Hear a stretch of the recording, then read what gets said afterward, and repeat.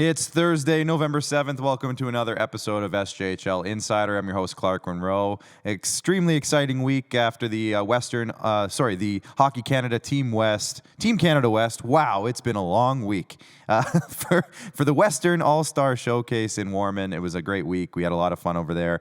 We got to talk to a lot of the players, a lot of the coaches, so we're going to recap a lot of that. We're going to be joined later in the show today by Ronge Ice Wolves head coach and general manager Kevin Kaminsky, who's just coming off a red-hot road trip where he got 3 wins in 4 games. So we'll catch up with Kevin, Killer as they call him, and a special chat with Todd Minerson of Movember Canada to talk about our partnership with Movember, which is going on now, as you can see. And Neugebauer is joining me as well. Neugebauer is about to get that mustache back. It's coming. It's right there. It's almost there. Neugebauer, huge week. Welcome to the show. Obviously, if you don't know Neugebauer, how do you not know Neugebauer at this point? But voice of the Notre Dame Hounds, co-director of media here with the SJHL. Neugebauer, have you calmed down from this whirlwind week yet? Or is it still right in the middle of it? Well, I slept from like 9 p.m. to 8 a.m. this morning, sleep. Which is a much-needed sleep, but I'm still pretty tired, I'll be honest. But as I like to say, Clark, we're not digging ditches here, and it would be criminal of us not to work hard given how blessed we are to have these types of jobs. A lot of people out there don't have jobs like this, so I am extremely grateful. I know you are as well. Yes. And here we are. Yes, absolutely. And you know what? I'm also grateful for, Neugebauer? Our great sponsors here on the program. And of course, those sponsors are Cantera Seeds, SaskTel. Now, we're welcoming back a lot of our sponsors, Neugebauer, because we're into November now. So we can welcome back all of our sponsors that were taking a break during political times. So we're back. We got SaskTel back, Capital Automall, Saskatchewan Construction Safety Association, Chevrolet, Tourism Saskatchewan is back, Direct West is back, SGI, SGEU, Great Western, Young's Equipment. I think we might have to update this, actually, now that I'm thinking about it. We got Nutrien, UPL, Tourism Saskatchewan, RBC, Great Western, SGI, SGEU, Capital Automall, Cantera Seeds, Borgo. And you know what? One big shout out to our sponsor in Warman, the Palliser Insurance, who sponsored the entire showcase. Just giving them one more shout out. Got a chance to talk to Richard during one of the broadcasts, and he was fantastic. And it sounds like they're a great company doing great things. And who knows, maybe with that out of the way now, the showcase out of the way, maybe we'll see a little bit more of Palliser Insurance with the SJHL down the road. Can I just say quickly, yeah. Jacob Faith, the director of marketing for the league, did a great job. Yes. Sort of decorating the rink with all of our sponsors and all the things that needed to be up there. Man, Jacob Faith deserves a big round of applause. He worked really hard over this event. And I think it was all really smooth, but I just wanted to shout out Jacob. Doing a little golf clap for Jacob. If you can hear it on the podcast. If you're watching, you saw it. But let's get into it now. It's time for the Prairie Proud Hat Trick. Now, we do have hats on the desk today, but they're not from Prairie Proud. These are our Movember hats because we are right in the smack dab in the middle of Movember. So shout out to everybody who were able to, well, it was Kelly Lewick who brought our hats in today for Movember. We will soon have gear from Prairie Proud that will adorn this desk for these broadcasts, but as of right now, we're in Movember mode. As you can see by this close-up shot that Bryce just had on me there, I'm rocking the stash. Nugebauer's growing it in. It's coming in. We've actually, you know what? Since we're talking about it, can we put up the standings? Because we have them. And we're going to be talking about this later in the show because we have a special guest from Movember. Yeah, sorry, I threw you off with the wording on that one. But this is actually incorrect, Neugebauer. As of about half an hour ago, this number is now about $4,500, not $37, because the Ronge Ice Wolves, who will be talking to Kevin Kaminsky shortly, were not included, and they have $700 of their own. And Director Bryce just said he donated some money too, so this number is now upwards of $4,500. So the Weyburn Red Wings off to a hot start. Melfort's off to a hot start. The SJHL staff, which is including myself, Kelly Lewick as well, Commissioner Kyle, Jacob Faith, they're up to $750. Now, I think, Bryce, did you mention that you donated to the staff? Bryce is the best. He donated $100, so the staff is up to $850. So thank you, Bryce, for that. And you know what? It's been a great time so far, Neugebauer. And as I mentioned, we're chatting with Todd Minerson of Movember Canada later on in the show. So maybe we'll leave it at that unless you have anything to add about Movember before we move on. Well, just about the Melfort Mustangs, 29 cents.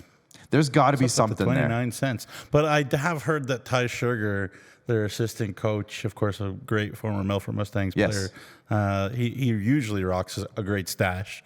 And apparently he's done a lot of work already raising funds for the Mustangs Movember support program there. And he's one of the elite mustache growers in the SJ. I'm going to go to their page as we do the show here and just see if there was like some sort of note about the 29 cents, because I'm sure that there has to be. There has to be something there.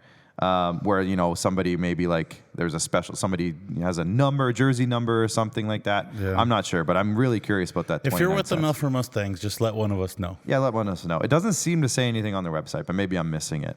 Topic number one, of course, is the showcase. We just got back from, 2-3 days, I guess, of hockey action in Warman, Nugsy. I was only there for about 2 of the days, day and a half or so. You were there for a little longer than me.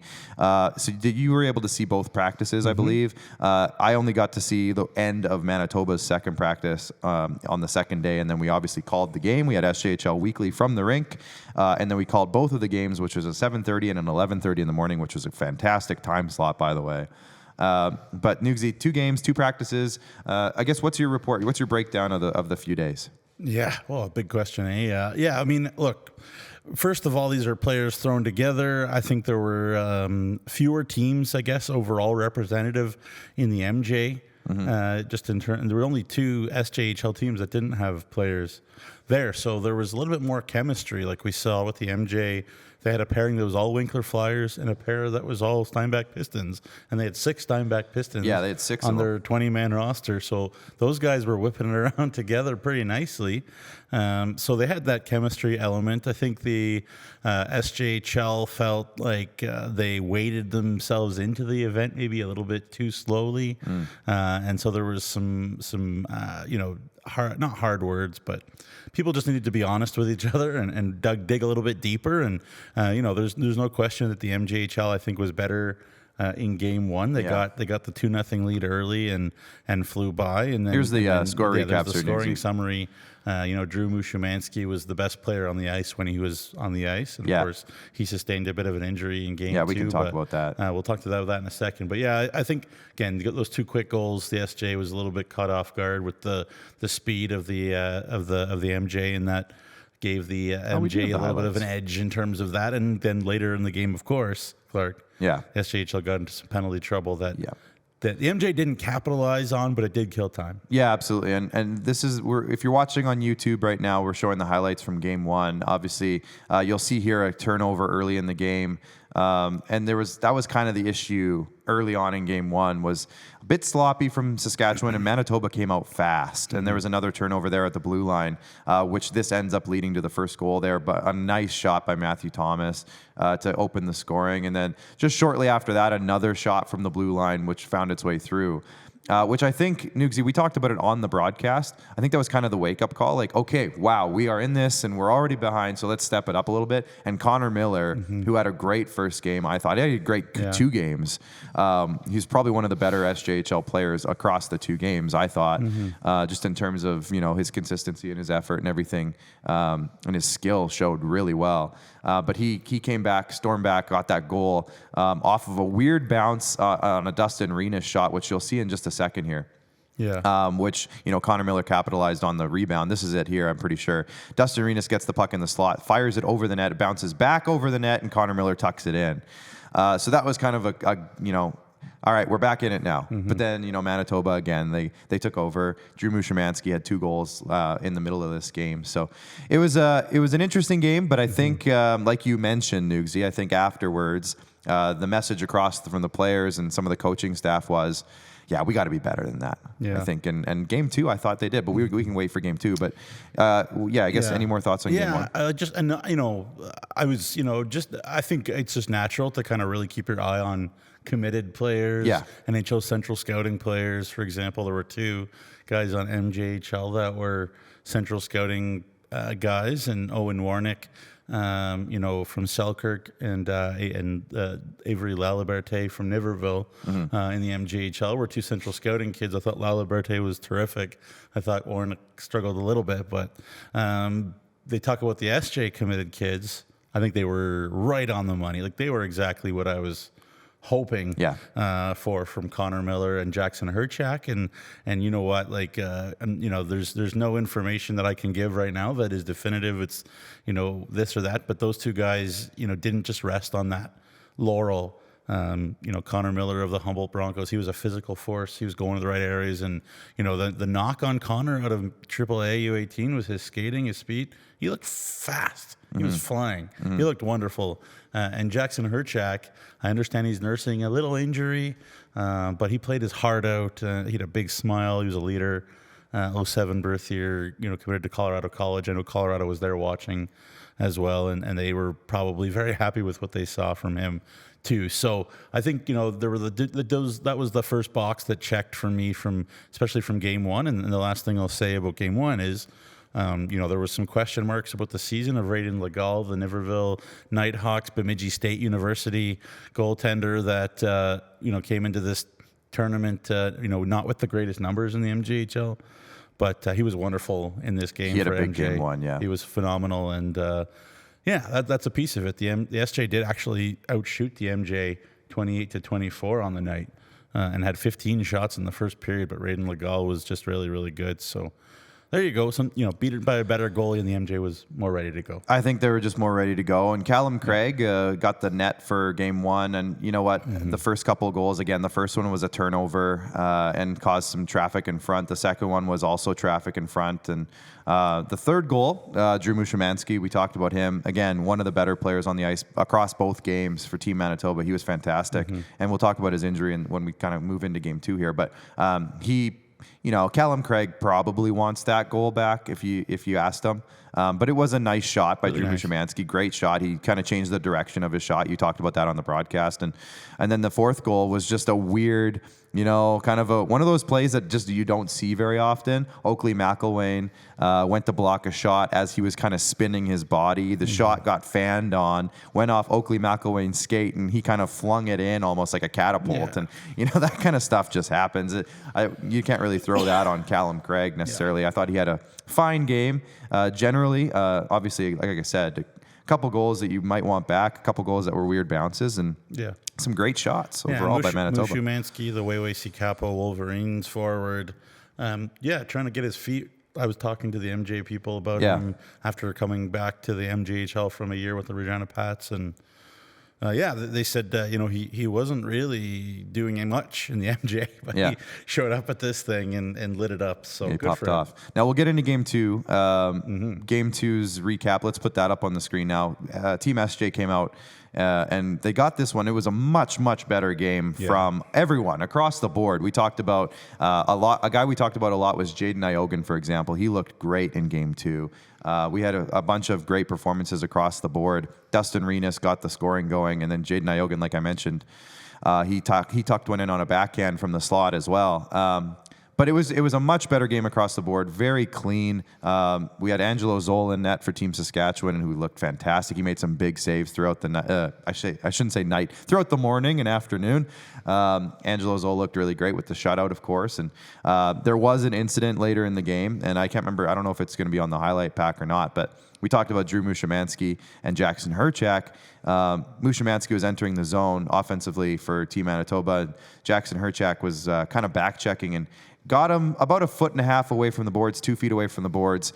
It was a clean hit. They didn't call a penalty. Just a very hard. And we talk at length about how strong Jackson Herchak is, especially for his age and for his size. He's a very strong player, and he showed it there. It was a great hit, solid contact right into the boards. And I think just the way it worked out is that Drew Mushimansky kind of just hit his head on the way down. I don't think there wasn't any intent there. It wasn't anything on purpose. It was just kind of the way the hit finished. And he was down for a little while. Thankfully got back up. Jackson Herchak came over, gave him a fist bump. He seemed in okay spirits, and obviously we hope he's okay and that he's back for way before too long. But overall, again, Nugsy, great game overall from Team Saskatchewan in game two. Yeah, first of all, Angelo Zoll, very, very good shutout. It's his second shutout in 3 starts overall. If you remember back to October the 25th, the 1-0 win over Melville. As well. So Zoll, just has not given up goals lately, which is really good for the Weyburn Red Wings, of course.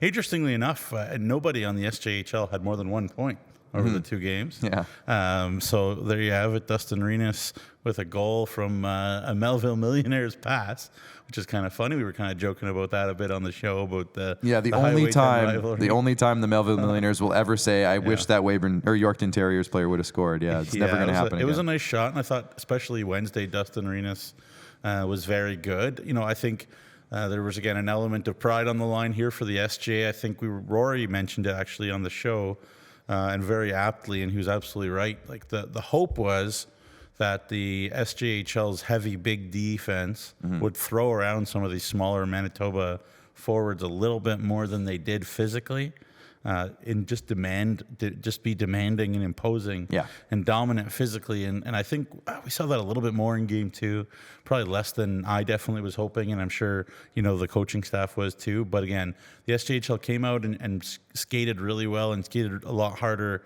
here in this game, and it was 2-0, and Mitchell Kathler was also very good in net for Manitoba. Like, this could have been a worse score line. Again, in the third period, the SJHL got in penalty trouble, and that led to a huge shot advantage in the MJ favor in the third period of this game. But Angelo Zoll was very sharp, but I don't think he needed to be spectacular. But you know, either way, Jaden Ayogan was much better in the second game too. Yes, and he got that goal, nice little flip backhand. But yeah, you know, again, I was looking again for the committed guys. I think Connor Miller was very good again. He got hit from behind. He got smoked. He created a scoring chance within 10 seconds of the game started. The game started, and he went in on a breakaway, and Mitchell Kathler made a great save, but he got absolutely obliterated from behind, and there was no call on a hit in the second game as well. So hopefully he's doing okay. But again, I was so impressed with the 2 committed guys.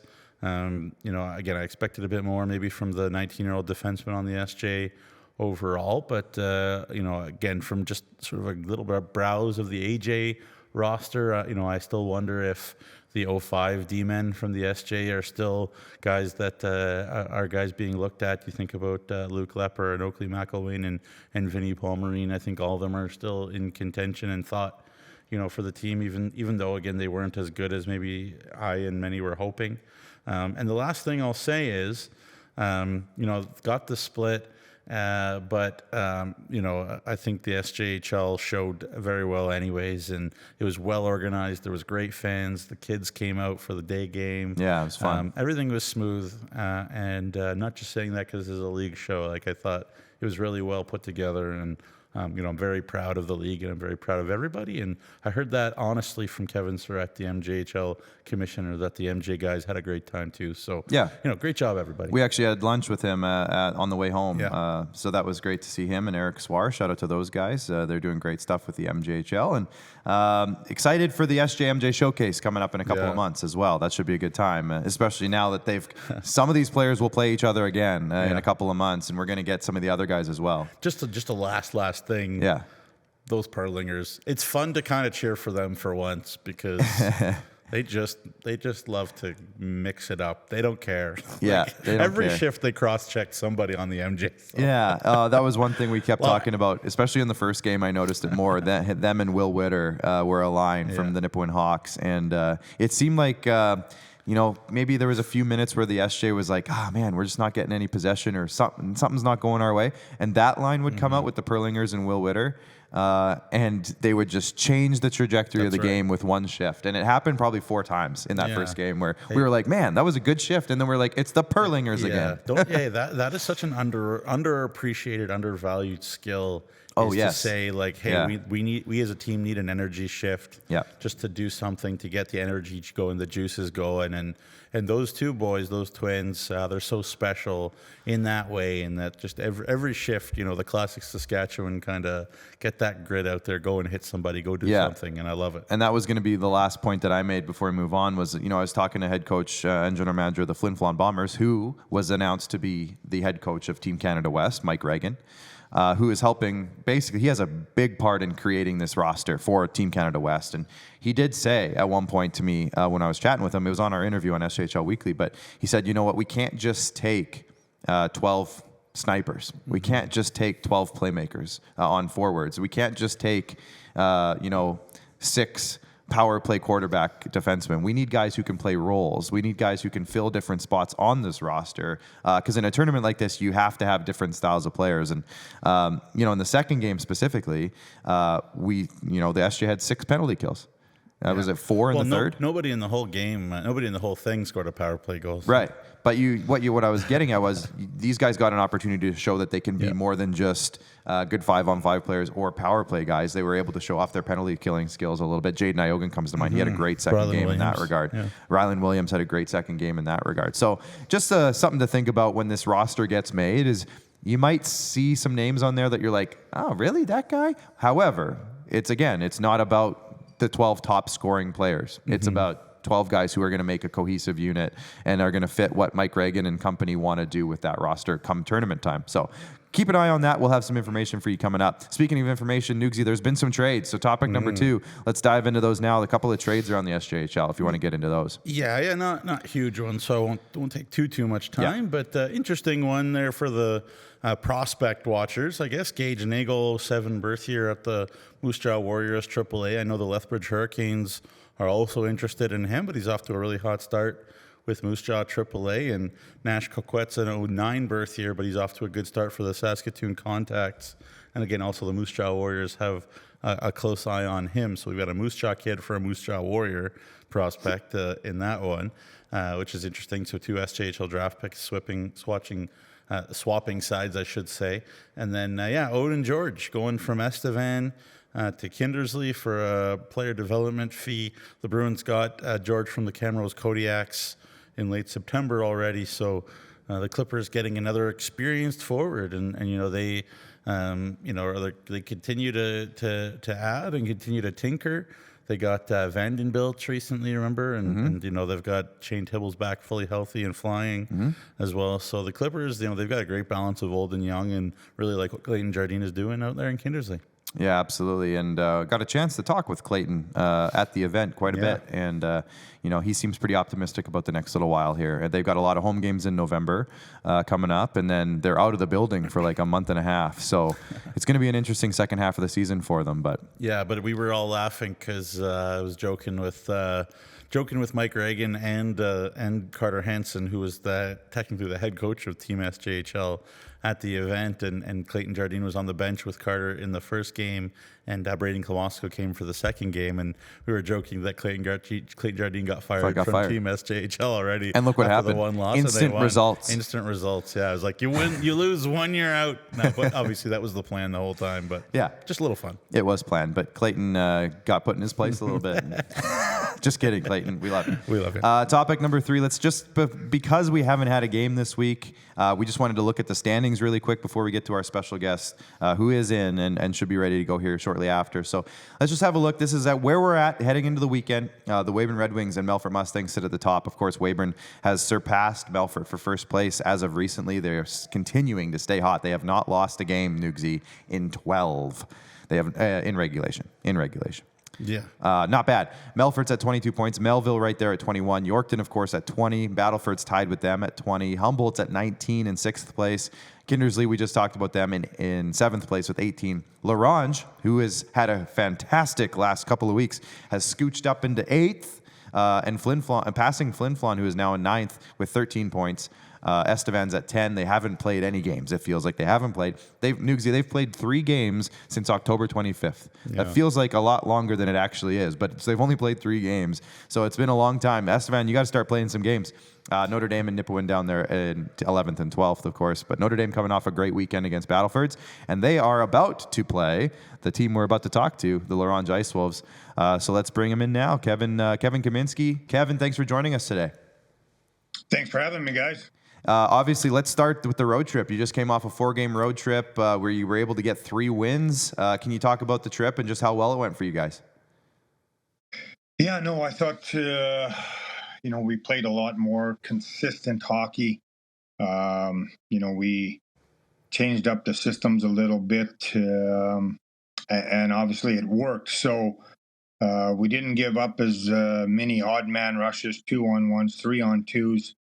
And obviously we got results. And like I said, I think we were down 3-2 in Humboldt, and you know what, the guys just didn't panic, stayed composed, and you know, stuck to the plan. And you know, then we found you know, we had some really good execution in the third and made some nice plays, and then we capitalized, which has kind of been a little bit of our problem. We've seemed to be getting lots of chances, but we couldn't finish. But started off, you know, that road trip capitalizing in the third period and getting the W. So let's stick to the road trip here. Obviously, a very cool night for you, I'm guessing, in Churchbridge at Kaminsky Arena, which is named after you, of course, which is always a cool honor, I can't imagine. But how cool was it to get back there and then obviously have a great game as well while you were there? Yeah, I mean, anytime you get a chance to go home and play in your old barn that you grew up in, and you know, you get to see all your buddies and family and friends and all that stuff. It's just it's a pretty cool experience. I think that's the third game we played there. It might be the last game because we're 0-3. So yeah, but I tell you what, I had a lot of good feedback from my buddies and some other people. The Churchbridge Imperial senior hockey team that hosted it, you know, had a lot of great things to say about the game. Both teams were, you know, fast and physical, and both goaltenders were very sharp, and yeah, they just said it was a great game to watch and be a part of. So, like I said, that it brings back a lot of great memories for me with provincial championships, a lot of tournament championships. You know, just love going back to my hometown. It's pretty cool. Yeah, absolutely. And I said it was a great game. Nugsy pointed out to me that you guys did lose that game, but it was still a good game. It was close, and I'm sure it was fun to be there regardless. Yorkton, of course, played 2 neutral site games last week, one at Cote First Nation the night before. So cool weekend across the league, really, to get out to a couple of neutral site places. You mentioned your goaltending, Kevin, and I would love to bring up Logan Falk and Graham Brown. If you can just spend some time on those guys. They've been so good for you guys this year, putting up some huge numbers and really having some great games. Can you talk about your goalies this year? Yeah, they've been outstanding for us. You know what? Both are excellent leaders. Brownie's a little bit more quiet, but Falker, he's kind of the jokester a bit in the locker room, keeping things fun and light. And but I'll tell you what, when they strap on the pads, you're not going to get these, you know, better than these two guys, the way they compete, the way they battle. I mean, during practice, you can send in highlight videos of saves and all that stuff every day.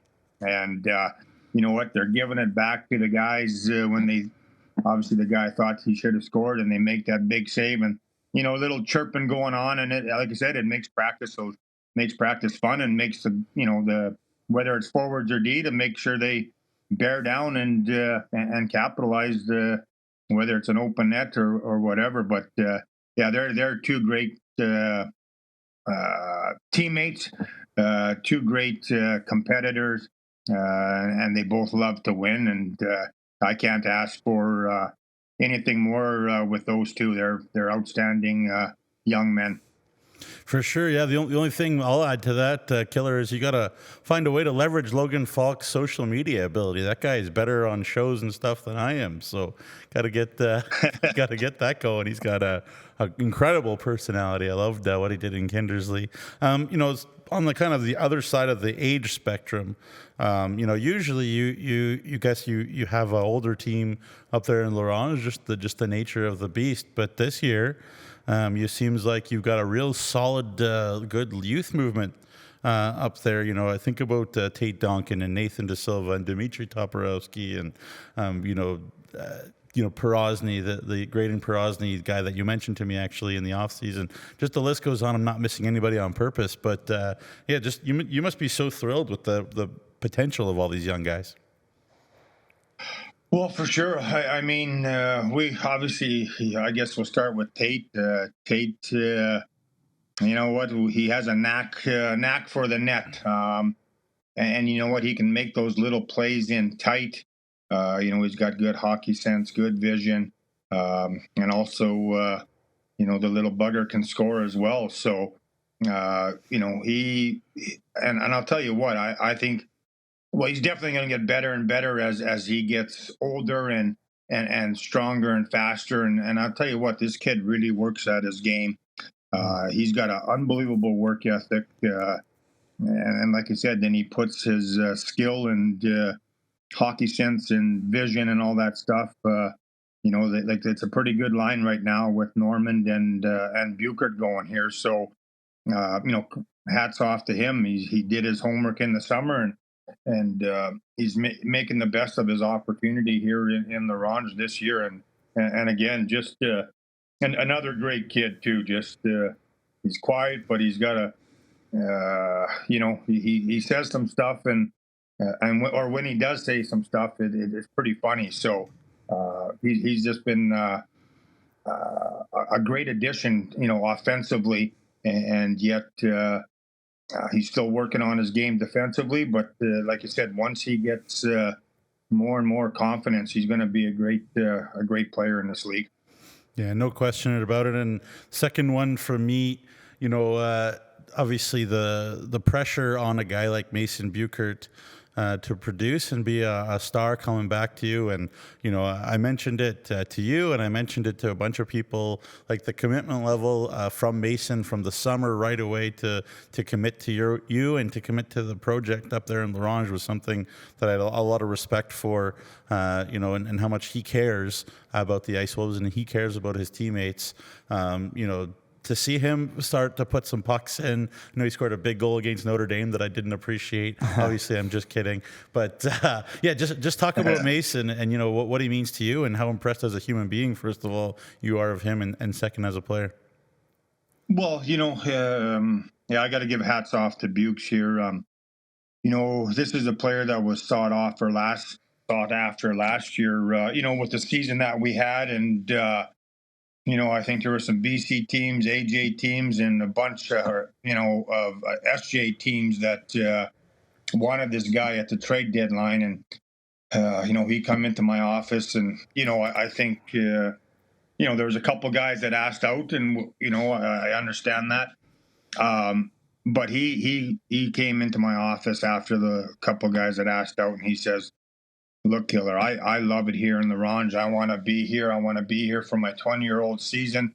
And, what more can you ask for? I mean, obviously, it's a tough recruit to get guys up here, especially high-end guys. And, you know what? He's a high-end player. And it is not, he struggled at the start, but he's starting to, obviously put the puck in the net, make some plays, and points are coming.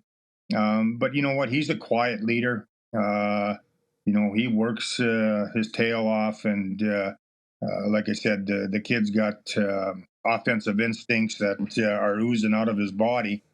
Now it's just, I think with Bukes, like I said, there's sometimes when he should be shooting, and then sometimes when he's shooting, he should be passing, that kind of thing. And that's going to come. Like I said, obviously this last road trip, he made some great passes and scored some big goals for us. And like I said, it's just he's going to keep on producing here. As like I said, he can have three guys on his back and still find guys wide open. So Bukes is he's so strong on his skates and with the puck that he can make those plays and just to draw attention to him and then dish it off.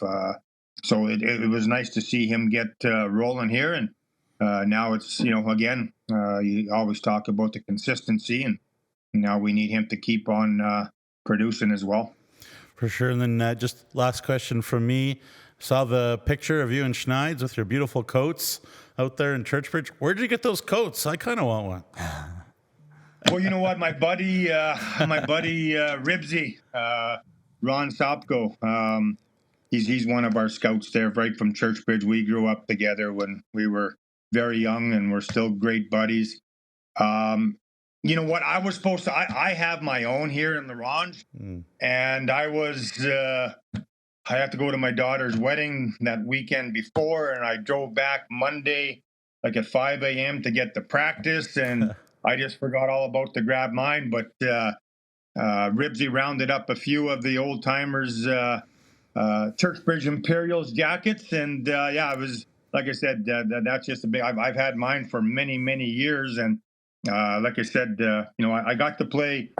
I wasn't supposed to play, but I played 2 games at 14 when I was or at 14 for the Churchbridge Imperials, and it's just like I said, that community, the town of Churchbridge, means the world to me. They come out and support my golf tournament. It's a sellout in 2 days, 150 golfers. We raise about 25,000 on a Saturday, and like I said, the support they give back to me and the community is absolutely phenomenal, and I'm so glad I can give back as well. I think we went over the 500,000 mark this year. All goes back to the community. The last 3 years was a golf course, but it's been ball diamonds and skating rink, curling rink, and swimming pool, and playground, and roller skateboarding park, and the list goes on and on. And like I said, they keep asking me. It was my 25th anniversary this year, and they keep doing it next year. I said, well, if you guys are going to spend 25,000 on a Saturday, I'll definitely be here teeing it up. So. Love that. Looking ahead to this weekend here, Killer, you got Notre Dame twice at home. You just played them on the road trip. You got a win over them. Was there anything from the game that you just had against Notre Dame that you're going to take into this weekend? What's the approach to the weekend for you guys? Well, it's not to take these guys lightly. I thought they could have won that game in Notre Dame. You know what? We came out flying, and we had some great opportunities, and Boris... obviously, he played very well. He made some big saves. So again, they played a very good game against us, and they had opportunities late in the game to win it. But Brownie played very good as well. And then last weekend they go into Battleford and steal 3 out of 4 points. So this is not going to be an easy weekend, and we've talked about it all week here. For the preparation and their focus we got to play these guys like the Weyburn Red Wings or the Melville Millionaires, and that we can't take them lightly, and we have to again consistently play Ice Wolves hockey, which I think we found our identity on the road here the last trip, and that's what we got to bring here this weekend. Ice Wolves hockey here for 60 minutes. For the first game on Friday, and then we got to bring it to Saturday as well, because this is not going to be an easy task. And obviously we made some good ground in the standings, and like I said, we don't want to take a step back here. We want to keep pushing forward and keep climbing in the standing. Absolutely. Get your tickets now if you're in the Ronge area. Get out to the rink. It should be a great weekend in Ronge. And Kevin, thanks so much for joining us today. We'll let you go and get back to work, and we'll chat again soon. Thank you, guys. Appreciate it. All right. Thank you so much to Kevin Killer Kaminski, head coach and general manager of the Ronge Ice Wolves. We're actually going to move right into our next interview now with a member of Movember, because the SJHL and Movember are teaming up this November. Say that 10 times fast. To really get behind a really great cause. And we're going to bring in Todd Minerson now of the Movember campaign. And Todd, thanks so much for joining us today. So glad to be here, Clark. Thanks for all you're doing for men's health. Absolutely. Of course, this is actually, Todd, the first time that I've participated in Movember specifically with a mustache. I've done no-shave Novembers for years, but that's easy. I decided this year to challenge myself a little bit with the actual mustache. So sorry to everybody who has to look at this all month, but I don't think it looks too bad. I think I got a little bit of Travis Kelce going on. Don't tell anyone I said that, but... Todd, I see it. Yeah? I got the Kelce vibe for sure. Yeah, there it is. There we go. Todd, how did you get started with Movember? And maybe just tell us a little bit about the origins of Movember itself as well. Yeah, thanks, Clark. So I've been the country director for Movember for 5 years now. And in Movember time, that's actually 6 campaigns. So in that time, we've raised probably $120 million for men's health. We get about 50,000 Canadians every year who participate in our effort to raise funds and awareness for all kinds of different men's health issues. I know we're going to dig into that a little bit later. And actually, Movember is a global phenomenon as well. So it started about 21 years ago in Australia. A couple dudes hanging out together saying, wouldn't it be fun to grow a mustache? Wouldn't it be fun to do something good with that? And that first year, they got about 30 guys. They raised about $40,000 and really, honestly, couldn't find a place to take the money afterwards. And they finally hooked into the Prostate Cancer Foundation in Australia, said, we want to support men's health. We grew mustaches for the month, begged for money from our friends. And the Prostate Cancer Foundation in Australia took the check and said, thanks, guys. Really appreciate it. Hope you have a good life. And they're like, no, we're not done yet. We're not done yet. We can get this going into a global movement. And, now 21 years later, 350,000 people a year, over 60 countries across the planet where people are growing mustaches, making fitness commitments, hosting events, and, all for the cause of men's health. So it's been a pretty remarkable ride so far. Now, my understanding is that there's kind of 3 pillars to Movember. Can you go into that? Yeah, that legacy pillar of prostate cancer and really understanding like what is the most immediate thing that we can do to help men's health.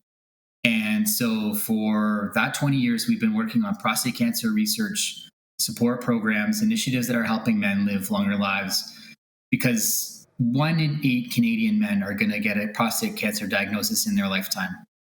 And that's an astounding number of men, but also of families, of coworkers, of friends, of children, of partners that are going to be impacted by that disease. So prostate cancer is our kind of legacy origin area, and it's something that we're really, really passionate and committed to. And when we started to ask the question about what else can we be working on, we obviously moved into testicular cancer as well, that being the number 1 cancer for young men in this country between 18 and 35.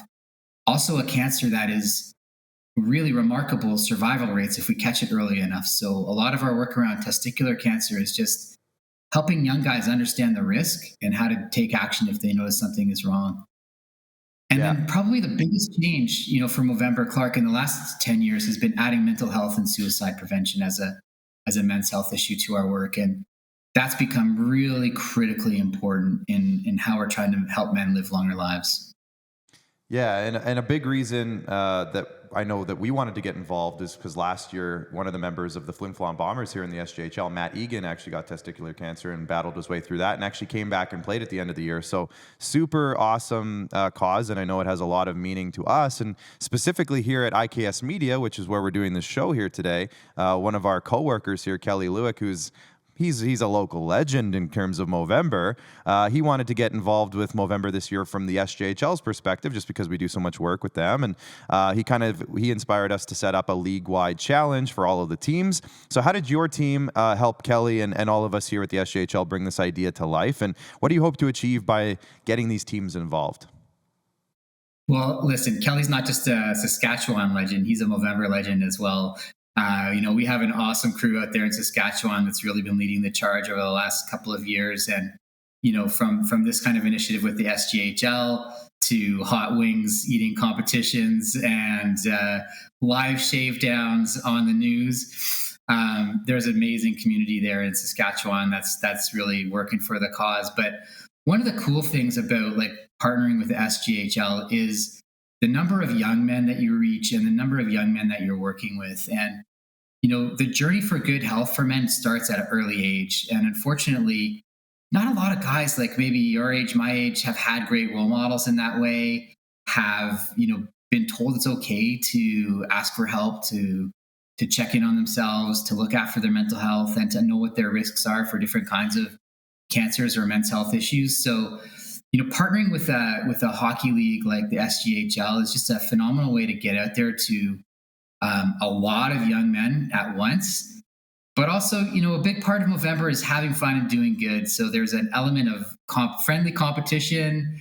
There's an element of, if you can do that, then we can do it better. And it just lends itself to, a really productive way to share the message and also, I think, raise a lot of money, because I know you guys are crushing it already. So Yeah, well, I was going to say, speaking of friendly competition, we have a leaderboard for the teams and the staff across the league. So let's have a look at that now, where we sit today. Now, this number that you're seeing today, Todd, is not actually accurate because there's one team that just kind of set up their page a little incorrectly. So we're actually going to get that added in. The Ronge Ice Wolves have added another $700 to this total. So we're looking at about $4,500 across the league, and we're just getting started on this. So very exciting start. The Weyburn Red Wings off to a hot start. They got a $1,000 donation. We'll get into that in a minute.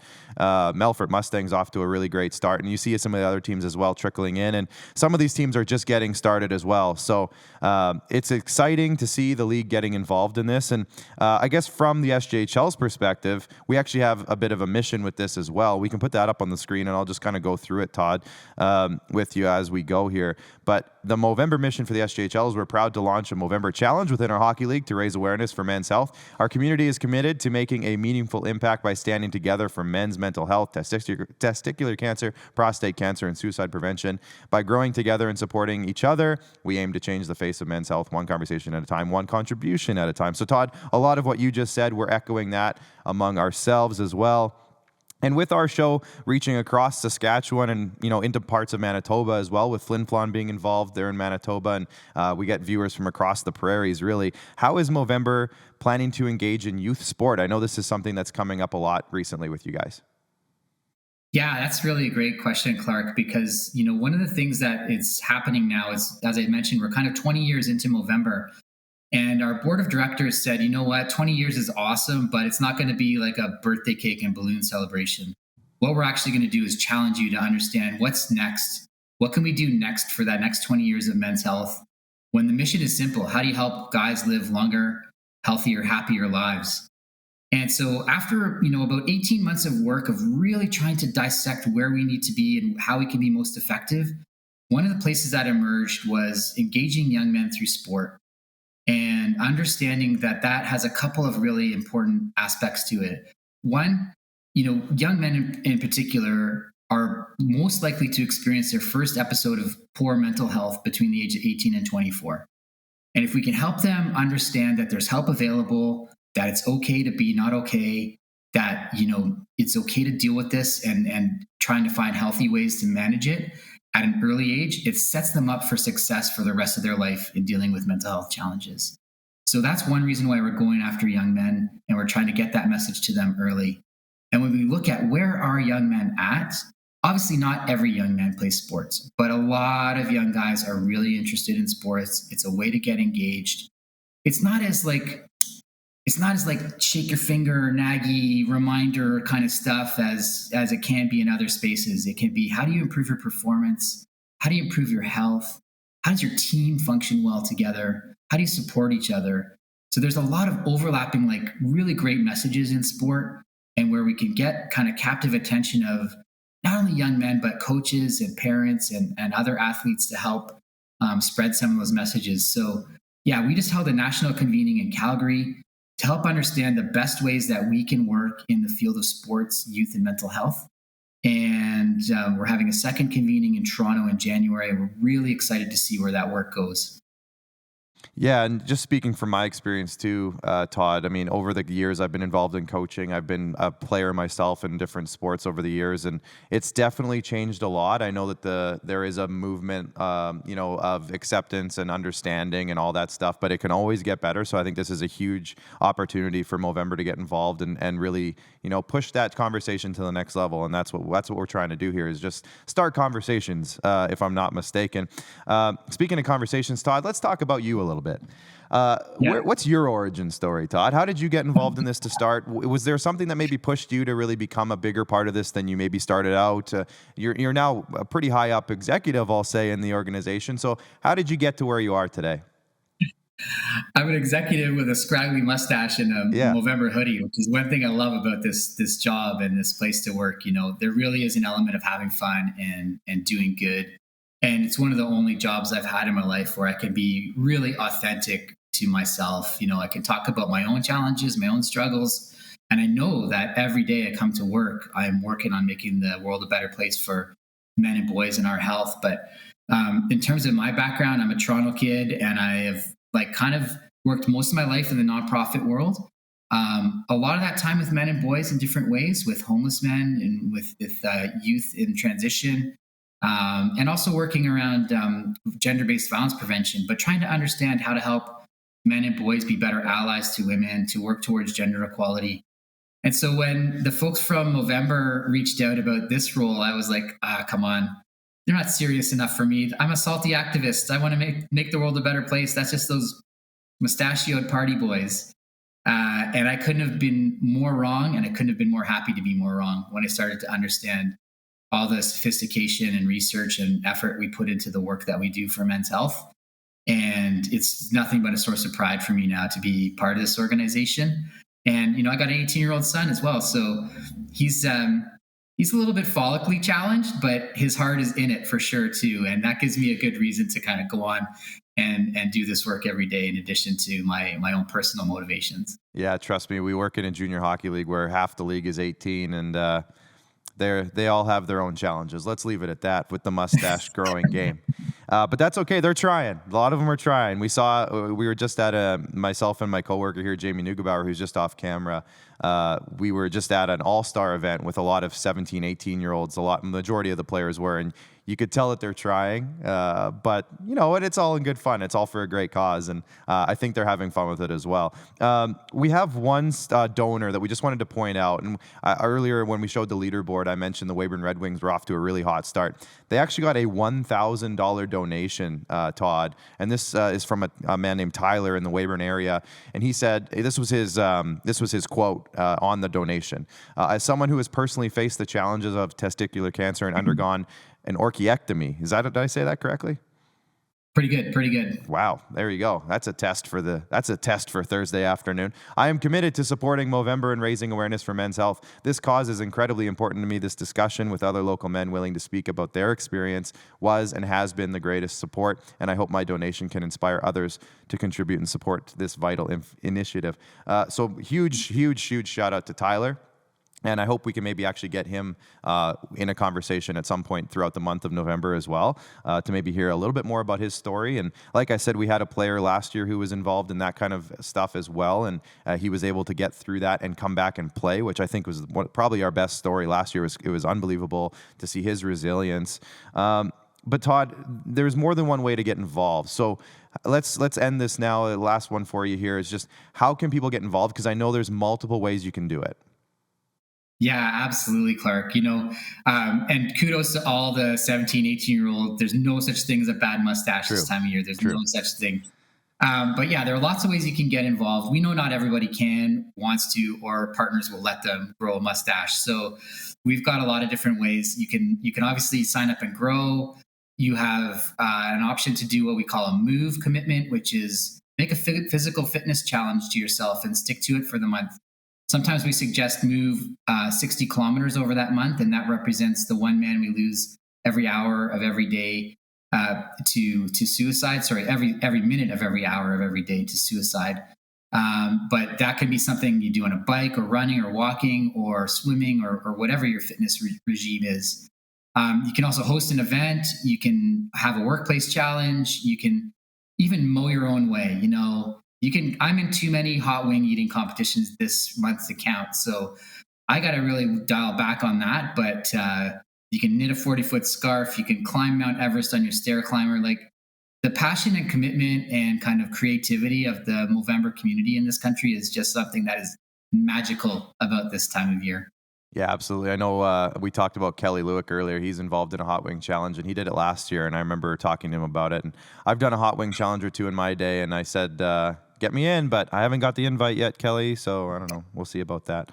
But you know what? There are ways to get involved directly with the SJHL's campaign. Let's put that up now, because I know we have a bit of a call to action for our viewers who are watching and listening to this. You can sign up today, Movember.com or Movember.ca. The SJHL has a specific page with all of the teams as well as the staff. Please donate to the staff. We're trying to beat these teams. They're going to catch up really quick, the ones who are behind us at the moment. But if you're watching on a computer right now, you can scan that QR code with your phone. It'll take you right to where you need to be. Or search up SJHL on that Movember website, and you can get involved that way as well. So Todd, big thank you today for joining us and kind of spreading the word and spreading awareness. And we're going to keep going and see how high we can make this thing go. Yeah, thank you, Clark. And thanks to everybody in Saskatchewan. You know, I saw the Broncos logo up there earlier too, and we've done some awesome work with Ty Smith in the past. And of course, you can't forget the pride of Calvington, Saskatchewan, the godfather of all mustaches, Wendell Clark. You know, just gives me the tingles to even say his name in this time of year. Absolutely. Yeah, he's a legend. Actually, speaking of him, me and Nugsy, we just went to Wendell Clark's restaurant in Saskatoon after the event I was just telling you about. So we saw his mustache. He wasn't there, but we saw he's plastered all over the walls. We saw it for everywhere. Sure. He's everywhere. Yeah, it was everywhere. Todd, thank you so much. And we'll make sure we keep you updated on everything that's going on with us here. Yeah, thank you guys so much, and really appreciate all the effort, you know, to help us improve men's health. All right, so much appreciation for Todd Minerson, of course, with Movember as we roll on with our Movember campaign. Thanks so much to everybody getting involved, and really excited to see how high we can climb with our Movember fundraiser across the league. Nugsy, it should be a great time. And a couple of big nights ahead, actually 4 game days in the next 4 days. We have a Sunday game and a rare Monday game in the SJHL this week, Nugsy. So let's have a look at the schedules now. This is Friday, of course. Melville's going to be in Estevan tomorrow night. Yorkton is going to be in Battlefords. Melfort is playing their 5th game already against Flin Flon at the Whitney Forum tonight. And then, of course, we just mentioned it, Notre Dame's going to be in La Ronge. On Saturday, there's 5 games. Humboldt is in Melville that'll be a good one. Flin Flon is going to be heading to Nipawin, Estevan and Weyburn in the Highway 39 rivalry. That's going to be fantastic. Yorkton and Battlefords again, and then Notre Dame at La Ronge again. And then on Sunday, as I mentioned, there is a Sunday game. It's a 6 p.m. puck drop on Sunday in Kindersley. The Humboldt Broncos will be there for a good one. That should be also a great game. And then on Monday, on Remembrance Day, Weyburn is having a special Remembrance Day afternoon game, 4 p.m. in the afternoon, against their division rival, the Melville Millionaires. And I think they have special jerseys that they're going to be wearing as well for the Legion. They're going to be wearing some special jerseys there. So that should be a great time in Weyburn on Monday. Nugsy, what are you looking forward to this weekend? Yeah, no, I mean, obviously, Flin Flon's had a long time off. Yeah. You know, it'd be interesting to see, you know, how Leighton Carruthers can do as he continues to get ingratiated there with the Melville or with the Flin Flon Bombers, pardon me. So, you know, again, the pride in Flin Flon is so big that, you know, it's very bizarre to see them outside of the playoffs. Yeah. I don't know if I've ever seen that. So, that, you know, that I don't think it'll last. I still think Flin Flon will be fine, but that's kind of where my eyes are. Yeah, we...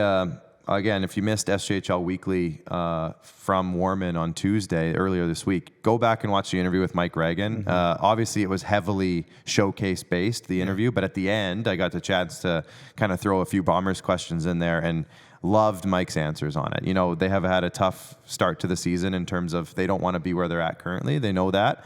But they've also had some better games than, you know, maybe the scoreboards have said. And they also have had a very tough schedule. And it continues this weekend with Melfort coming to town. But, you know, about 95% of their schedule has been Yorkton, Weyburn, Melfort, lots of good teams, and Melville, I'm pretty sure, if I'm not mistaken. But they've played the top, you know, 4 of the top 6 teams pretty much every game so far. So that's something to think about. You know, they still got to win the games, and I think they will start, like you said, they will start winning those types of games. I don't think Mike cares who they are. He doesn't care. No, but the expectation, if you wear that Bomber jersey, is to play a certain way. Absolutely. And win. That's all there is to it. Yeah, for sure. And it's just, all I'm saying is, you know, they've gone through some adversity, and Mike even brought up a comparison to last year's team. If you remember, they didn't lose a game until basically Christmas, and then they went through some adversity, and Mike even admitted maybe they didn't handle it as well as they could, and maybe they're getting that adversity early in the year this year so that they can build off of it. So we'll see. Stay tuned, Flin Flon. Don't go anywhere. Can I make 2 points though? Make 2 points. All right, I got 2 things to say. So everybody just give me a second here. Buckle up. The first thing is that I think I can announce that, and I saw Super Agent Alan Walsh made the point that we don't have to go into it too much. I don't really want to go into it, really, but I'll just say it because it's really relevant. So major junior players will now be allowed to play in the NCAA. That has been made official, voted on, and made official. So there's big breaking news. That'll be come into effect August 2025. So you're going to see lots of major junior kids committing. There you go. There's the air horn. And the second thing is, I don't want to go all Don Cherry here, but wear a poppy. Think about the sacrifice that Canadian soldiers have made and sailors and people in the service have done for us. My grandparents fled persecution in Europe, came to this country for a better future for me, essentially, and for my family. And I cannot be more grateful to them. Is our country perfect? Are our soldiers perfect? Are our sailors perfect? No, they're not. But they do deserve our thanks. And obviously Monday is Remembrance Day, so do something, watch a documentary, buy a poppy, something to remember those great men and women that served our country selflessly in all the world wars and in Korea and in Afghanistan and whatnot. Yeah. And if you know a soldier, and I always message my buddy who's in the horse artillery, Joel Favron, his name is, he's in the base in Shiloh, Manitoba.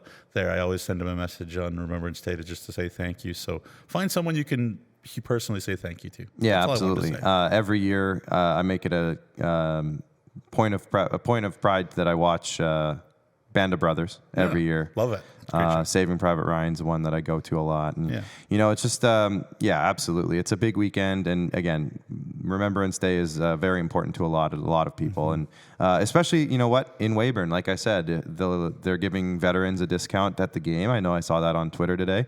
So make sure if there's something going on in your community, it doesn't have to be a hockey game. If there's something going on where there's a Remembrance Day ceremony or some bagpiping or something going on somewhere, get out and be a part of it. Make it a priority. Make it a priority. Get out there and be a part of it. And, give thanks to those who are no longer with us, who fought for something that was bigger than them. And that's a big thing that I think a lot of us try not to forget, obviously. But it's as we get more distant from those events that happened, it's easier to somehow sometimes let that slip a little bit. We can't let that happen. We have to make sure that it keeps going. So good point, Nugsy. Thanks for bringing that up. Want to give a big thank you to our sponsors one more time, of course. We can put in the other one because I think this might be an old graphic. Let's put up, if we have the other one, the one we were using. Yeah, let's go with that one. Just leave it there. Canterra Seeds, Borgo, Capital Automall, SGU, Sask Lotteries, UPL, Chevrolet, Great Western, Nutrien, RBC, and Saskatchewan Construction Safety Association. And we're welcoming back SaskTel, SGI, Sask Lotteries, and Tourism Saskatchewan as well. So thank you to everybody there. Very exciting weekend coming up with 4 days in a row of hockey, so we're excited there. Make sure you follow us on all of our social media channels. If you're watching on YouTube, that's great. Please hit the subscribe button. We need you to hit that. Make sure you give us a follow on Facebook, X, Instagram, on TikTok. We'll have all of our game day videos coming out each and every day for the next few days. And get your subscription to Flow Hockey to watch all the action if you can't make it to the rink. Of course, we say it every week. And keep it locked on SJHL.ca. We have some stuff coming. And of course, we'll keep you up to date when the World Junior A Showcase Challenge roster comes out, or the camp, I should say. They're not making the roster yet. There's still one more camp. So I guess with that in mind, Nugsy, can you just say the process from here to making the actual roster? There's a step in between. We haven't really talked about that a whole lot. Yeah. So my understanding is that the young men that'll be moving on to Calgary, to the development camp in early December in Calgary, already know who they are. Yeah, and we'll get that information So there'll be soon. a list of SJHL players as well as MJHL players that'll join up there with Alberta Junior League players as well. And they'll, they know who they are, and they'll move on to there, and they'll cut that team. Probably that group will be around 30, and then they'll cut that down to sort of 22, 23, and then they'll take on the USA Canada East, which has my old league, the OJHL, is involved with that, including the CC, the Quebec League, the Maritime League, and then they'll take on a team of USHL All-Stars, essentially from the USA and Sweden. Which is an all-star team from the Swedish U20 League. So none of the professionals from Sweden, even though they're sort of draft eligible, and even 19-year-olds, whatever, in the Swedish top league. But those guys won't be there with the Swedish U20 League, which is a very good league. And so those four countries will play each other December the 9th to 15th in Camrose, Alberta. And that should be a great tournament. It's always fun every single year. So, hopefully Canada West acquits itself well. Yeah, absolutely. And now a little bit of an update for next week. Because Monday is a holiday, we won't be doing SJHL Weekly on Monday. We're actually going to combine the shows next week. We've done this a couple of times this year just with scheduling. So SJHL Weekly is going to be on Wednesday next week. No Monday and no Thursday show. It's just going to be one show next week on Wednesday. So that should be good. We wanted to combine them. Just if we have a show on Tuesday and then Thursday and nothing happens in between, doesn't really make a lot of sense. So we're just going to do one big show on Wednesday, cue you up, recap the weekend, cue you up for the weekend coming up, and it'll be a great show. So make sure you get out to the rinks, support your teams. There are 11 games this weekend, including Monday, so make sure you get out to the rinks. And again, on Monday, if you don't have too much going on, get out and be a part of a Remembrance Day ceremony if you can. Thank you so much for myself, Clark Munroe, Jamie Neugebauer beside me, all the boys in the back, the SJHL IKS Crusaders. Thanks, gentlemen. And to everybody who came out to the showcase this week, thanks for coming out. And again, get out to the rinks, enjoy the hockey, and we'll see you next week, everyone.